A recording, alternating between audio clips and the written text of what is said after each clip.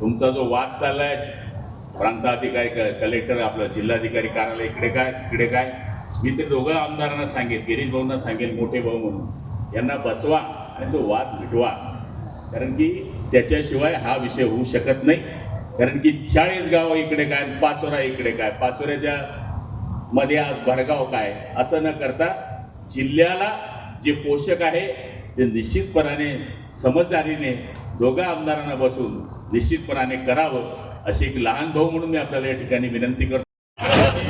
तुम्ही म्हटलं तर लहान मोठे भाऊ मी म्हणून नाही कोणाला विचारा, कोण लहान वाटतात मोठं कोण वाटतात, कोणा मतदान घ्या या विषयावर. तुम्ही जिल्ह्यात कुठे विचारा, तुमच्या मतदारसंघातील लोक हे सांगतील. ते म्हणतात नटली केस असं म्हणतात. मानते गुलाब भाऊ